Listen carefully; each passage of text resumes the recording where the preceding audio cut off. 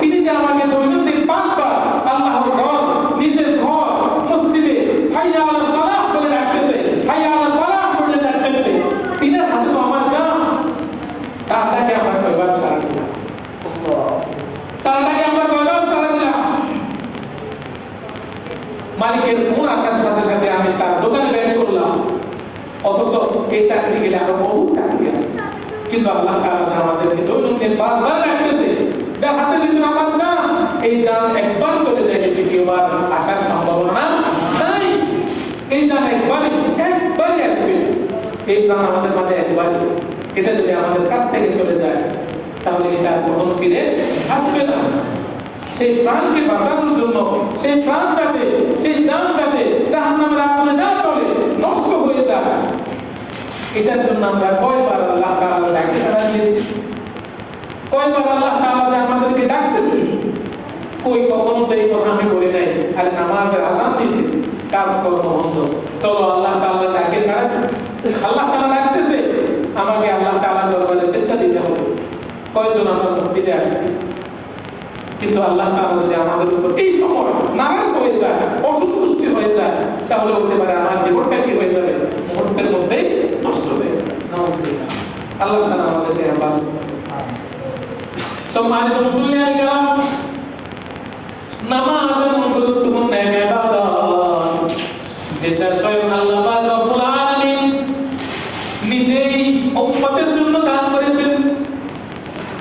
দুনিয়ার বুকে আল্লাহ তাআলা যত হুকুম, যত বিধান দুনিয়ার বুকে মানুষের জন্য দিয়েছেন, সকল বিধান আল্লাহ তাআলা জিবরাইল আমিনের মাধ্যমে রাসূল সাল্লাল্লাহু আলাইহি ওয়াসাল্লামের নিকটে আসলেন, জিবরাইল আমিনের মাধ্যমে নিয়ে আসলেন।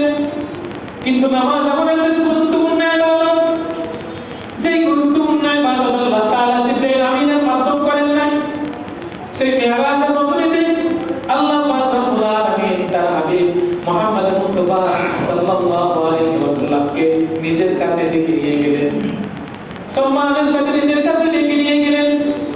ওখানে যাওয়ার পর আসার আগ মুহূর্তে আল্লাহ পাক রব্বুল আলামিন উম্মতে মুহাম্মাদের জন্য 5 ওয়াক্ত নামাজ ফরজ করে হাদিয়া স্বরূপ দুনিয়াতে প্রেরণ করলেন। সুবহানাল্লাহ।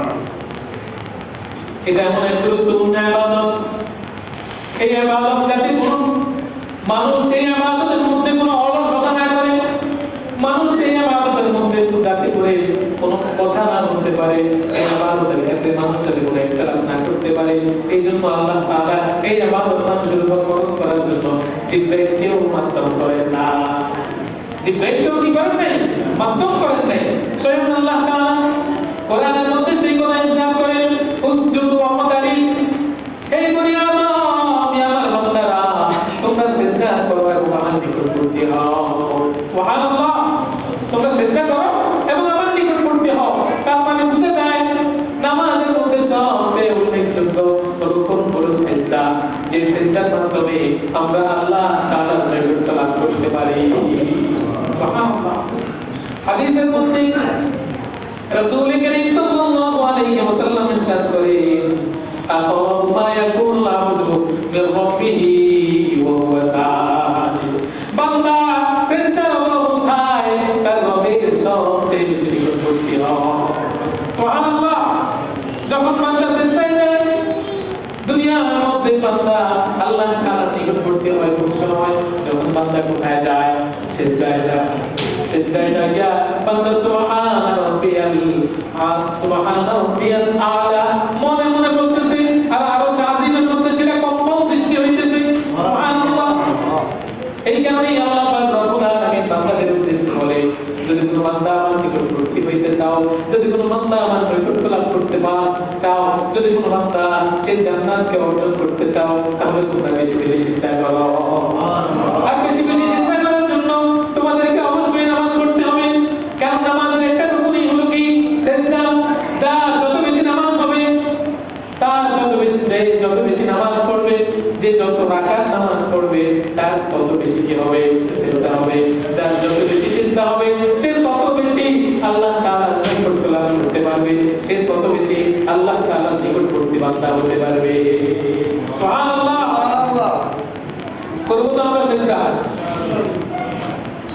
অন্য জায়গার মধ্যে আল্লাহ রাব্বুল আলামিনের নবী মুহাম্মদ মুস্তাফা সাল্লাল্লাহু আলাইহি ওয়াসাল্লাম ইরশাদ করেন as-salatu imaduddin মান আকামাহা ফাকাদ আকামাদ্দিন ওয়া মান হাদামাহা ফাকাদ হাদামাদ্দিন। নামাজ হলো ধর্মের খুঁটি। যে ব্যক্তি নামাজকে ঠিক রাখলো সে তার ধর্মকে ঠিক রাখলো, আর যে ব্যক্তি তার নামাজকে নষ্ট করলো সে তার ধর্মকে নষ্ট করে ফেললো। নাউযুবিল্লাহ।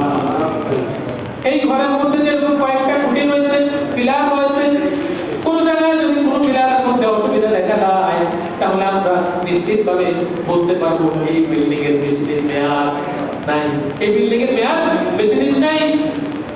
যে অন্তরের মধ্যে, যে কলবের মধ্যে, যে জিসিমের মধ্যে, যে শরীরের মধ্যে, যে রোগের মধ্যে নামাজ থাকবে না সেই রোগ ইসলামের মধ্যে থাকতে পারে না, সেই রোগ আস্তে আস্তে ইসলাম থেকে বাইরে হয়ে যায়।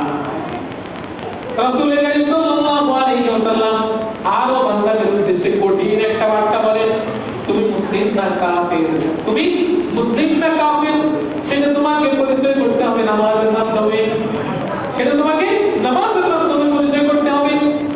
তুমি নিজে নিজে মুসলমান দাবি করতেছো, তুমি তোমাকে ইমানদার দাবি করতেছো, তুমি তোমাকে আল্লাহ ওয়ালা রাসূল দাবি করতেছো, কিন্তু তোমার মধ্যে নামাজ নেই, তো খোদার কসম তুমি কখনো ইমানদার হতে পারবে না। নামাজ ছাড়া কোনো ব্যক্তি জান্নাতের আশা করতে পারে না, নামাজ ছাড়া কোনো ব্যক্তি ইমানদার হতে পারে না। যে ব্যক্তি ইমানদার হতে পারবে না, যে ব্যক্তি ইসলাম ধর্ম গ্রহণ করতে পারবে না, সে কখনো জান্নাতের ঘ্রাণ পাবে না। তার দুনিয়ার জিন্দেগি অশান্তির মধ্যে কাটবে, পরকালকার পুরো জিন্দেগিটাই তার জন্য অশান্তি, কষ্টদায়ক শাস্তি। আল্লাহ তাআলা ঘোষণা করেন লাহুম আযাবুন আযীম, তার জন্য রয়েছে এমন এক যন্ত্রণাদায়ক শাস্তি, এমন এক কঠিন শাস্তি যেটার মধ্যে সে তার পুরো জিন্দেগি থাকবে। খালিদিনা ফিহা, সেখানে যখন একবার ঢুকবে বাহির হওয়ার আর কি নাই, কোনো সুযোগ নাই। এখন আমাদের প্রশ্ন জানতে পারে, আরে আপনি যে বললেন আল্লাহ তাআলা যত সৃষ্টি দুনিয়াতে আল্লাহ তাআলা সৃষ্টি করেছে, সকল সৃষ্টির উপর আল্লাহ নামাজকে ফরজ করেছে, আমরা তো দেখতেছি শুধুমাত্র মানব জাতি নামাজ পড়ে, অন্য কোনো কিছু নামাজ পড়ে, অন্য সব কিছু নামাজ পড়ে শুধু আমরা দেখতে পাই না। যেমন আল্লাহ তাআলার সৃষ্টি এমন অনেক কিছুই আছে যারা শুধুমাত্র দাঁড়ানো অবস্থায় আল্লাহ তাআলার হুকুম মানতেছে, আল্লাহ তাআলা নামাজ আদায় করতেছে। যেমন গাছপালা ইত্যাদি, এগুলো সারাক্ষণ কি থাকে? দাঁড়িয়ে থাকে। দাঁড়ানো অবস্থায় তারা কি করে? আল্লাহ তাআলার হুকুম পালন করতেছে, নামাজ পড়তেছে। এটাই তাদের নামাজ, এটাই তাদের তাসবিহ। কিছু কিছু আল্লাহ তাআলার লোক আছে তারা শুধুমাত্র অবস্থায় আল্লাহ তাআলার হুকুম মানতেছে। যেমন গৃহপালিত পশু, চতুষ্প জন্তু, এরা সবসময় কি রুকুর হালতে থাকে, এরা যেভাবে থাকে এইভাবেই কি আল্লাহ তাআলা হুকুম পালন করতেছে। কিছু কিছু প্রাণী আছে তারা সারাক্ষণ সিজদারত অবস্থায় থাকে, যেমন মশা, মাছি, পতঙ্গ ইত্যাদি, তারা এই সিজদা অবস্থায় আল্লাহ তাআলার হুকুম মানতেছে। কিছু কিছু আল্লাহ তাআলার সৃষ্টি আছে যারা সারাক্ষণ বসার হালতেই থাকে, এই বসা অবস্থায় তারা আল্লাহ তাআলার হুকুম মানতেছে। যেমন পাহাড়, পর্বত ইত্যাদি, সাগর, এগুলা সারাক্ষণ কি নিজের হালতে বসা অবস্থায়। কিন্তু আল্লাহ তাআলা মানব জাতিকে এমন এক নামাজ দান করেছেন, অন্য অন্য যত সৃষ্টিকে আল্লাহ তাআলা নামাজ দিয়েছেন, কোন নামাজে কি নয়? পরিপূর্ণ নয়। যে নামাজের মধ্যে রুকু থাকবে, যে নামাজের মধ্যে সিজদা থাকবে, যে নামাজের মধ্যে বসা থাকবে, যে নামাজের মধ্যে দাঁড়ানো থাকবে, যে নামাজ শুরু হবে আল্লাহু আকবার দিয়ে, যে নামাজ শেষ হবে আসসালামু আলাইকুম বলে, সেই নামাজটাই হচ্ছে পরিপূর্ণ নামাজ। সুতরাং পরিপূর্ণ নামাজ শুধুমাত্র আল্লাহ তাআলা মানব জাতিকে দান করেছে। অন্য অন্য যত সৃষ্টি আল্লাহ তাআলা দুনিয়াতে আছে, সকল সৃষ্টি নামাজ পড়তেছে, কিন্তু এই নামাজের বিনিময়ে আল্লাহ তাআলা তাদেরকে দুনিয়া এবং আখিরাতে কোনো বিনিময় দান করবেন না। কিন্তু মানব জাতিকে আল্লাহ তাআলা এমন এক নামাজ দান করেছে, যে নামাজ যদি কোনো ব্যক্তি ঠিকভাবে আদায় করে, আল্লাহ তাআলা কাল কিয়ামতের ময়দানে এই নামাজের বিনিময়ে তার জন্য রেখেছেন জান্নাত এবং তার অনন্ত নিয়ামত। সুবহানাল্লাহ। এবং তার কি জান্নাত এবং তার অনন্ত নিয়ামত আল্লাহ তাআলা কার জন্য রেখেছেন?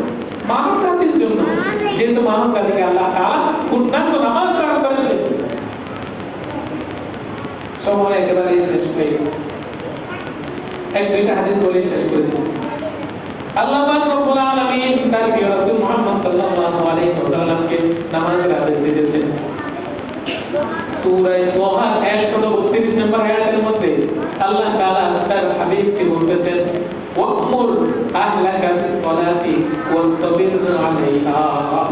হে রাসূল, আপনি আপনার পরিবারের লোকদেরকে নামাজের জন্য নির্দেশ দিন। আপনি আপনার পরিবারের লোকদেরকে নামাজের জন্য কি করেন? নির্দেশ দিন। নামাজ কায়েম করার জন্য, নামাজ পড়ার জন্য নয়। কোরআনে কোনো জায়গায় আসে নাই যে তুমি নামাজ পড়ো, নামাজ পড়ো। সব জায়গায় কি আসছে? নামাজ কায়েম করো।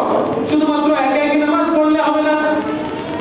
আমি একা একা নামাজ পড়ে গেলাম, আমার পরিবারের খবর রাখলাম না। আমি একা একা এসে নামাজ পড়লাম, আমার স্ত্রী শুয়ে আছে। খোদার কসম, আপনি জান্নাতে যেতে পারবেন না। এই স্ত্রী আপনাকে জাহান্নামে নিয়ে যাবে। কারণ কাল কিয়ামতের ময়দানে আল্লাহ তাআলার দরবারে যখন আল্লাহ তাআলা জিজ্ঞেস করবে, তখন স্ত্রী বলবে, আরে আমার স্বামী তো নামাজ পড়ছে, আমাকে একবার তো নামাজের জন্য ইত্তরা দেয় নাই, আমাকে তো একবার নামাজের জন্য বলে নাই। আমি তো নামাজ পড়লে কি ফায়দা, নামাজ না পড়লে কি শাস্তি, এটা তো আমি জানি নাই।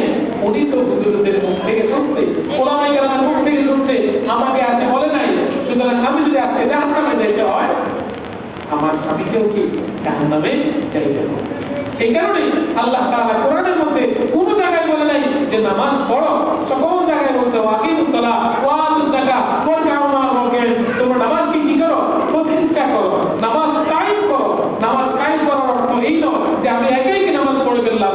নামাজ কায়েম করার অর্থ হলো এই দুনিয়ার মধ্যে, মহল্লার মধ্যে আমাদের অনেক এমন ব্যক্তি আছে যারা মহল্লার মধ্যে দায়িত্বশীল, যারা মসজিদের সেক্রেটারি, সভাপতি, কেশিয়ার থেকে যারা শুরু করে যারা মসজিদের সাথে সম্পৃক্ত আছে, তাদের কাজ হলো আমি একে একে নামাজ পড়তে পারবো না, পড়বো না।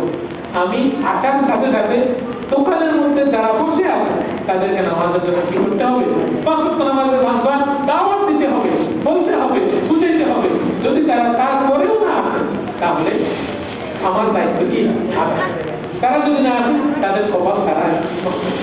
এই কারণে আমাদের কি করতে হবে? রাসূলের আদেশ নামাজ প্রতিষ্ঠা করতে হবে, আল্লাহর আদেশ নামাজ কায়েম করতে হবে। সেই কথাই আল্লাহ তাআলা তার হাবিবকে বলে ওয়ামুর আহলাকা বিসসালাহ ওয়াসতাবির আলাইহা। হে রাসূল, আপনি আপনার লোকদেরকে নামাজের জন্য কি করেন? নির্দেশ দিন, নামাজ কায়েম করার জন্য আদেশ করুন। লা নাসআলুকা রিজকা ওয়াসতাবির আলাইহা। এবং আপনিও সে তার উপর কি থাকুন? অবিচল থাকুন। শুধুমাত্র নির্দেশ দিয়ে চলে আসবেন এমন নয়, আপনিও নামাজ পড়ুন। লা নাসআলুকা রিজকা, আমি আপনার কাছে কোনো রিজিক চাই না। কে বলে? আল্লাহ তাআলা বলে আমি আপনার কাছে কোনো রিজিক চাই না। নাহনু নারযুকু, আরে রিজিক তো আমি আপনাদেরকে নিজেই দিই। আল্লাহ তাআলা কি বলে? রিজিক তো আমি আপনাদেরকে নিজেই দিই, আমি আপনাদের কাছে কোনো রিজিক চাই না। ওয়াল আকিবাতু লিত-তাকওয়া, এবং যারা দুনিয়ার মধ্যে আল্লাহ তাআলাকে ভয় করবে তারাই তো আল্লাহ তাআলা সবচেয়ে প্রিয় বান্দা। সুবহানাল্লাহ। এখন আমাদের মনে অনেকে আছে, আরে আমি আল্লাহ তাআলাকে ভয় করি কিন্তু নামাজ পড়ে না। এটা ভয় না, এটা শয়তানি। এটা কি? শয়তানি। আল্লাহ তাআলাকে নামাজ পড়, আল্লাহ তাআলাকে ভয় করবে, আবার নামাজ পড়বে না। আল্লাহ তাআলাকে ভয় করবে, আবার কবিরা গুনাহ করবে। আল্লাহ তাআলাকে ভয় করবে, আবার কবিরা গুনাহ করার পরে তওবা করবে না। এই লোককে বলা হয় শয়তান। এই কখনো আল্লাহ তাআলার প্রিয় বান্দা নয়। এই কারণে ভাই আমার, আমরা সকলেই মানুষ, মানুষের আমাদের ভুল হবে। আল্লাহ তাআলা এই কারণেই তো আমাদেরকে দুটো পথ দিয়েছে যে তোমরা যে কোনো একটা পথকে বেছে নাও।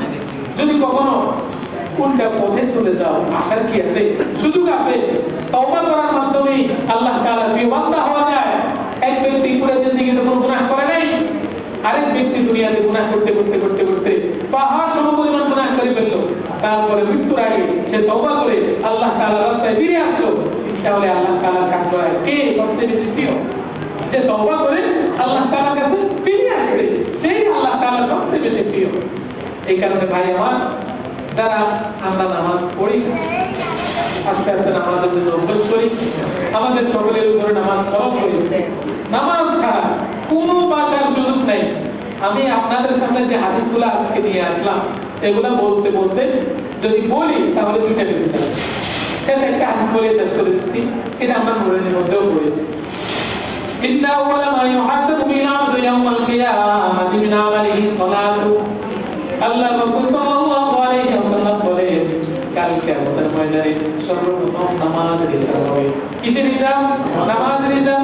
ভাই সলহাত বান্দা আল্লাহ ওয়ান্দা, যে ব্যক্তি নামাজের হিসাবটা ঠিকভাবে দিতে পারবে, যে ব্যক্তি নামাজের হিসাবটা সুন্দরভাবে খুনখান দিতে পারবে, আল্লাহ ওয়ান্দা, সে কামিয়াবি এবং সফলতা অর্জন করবে।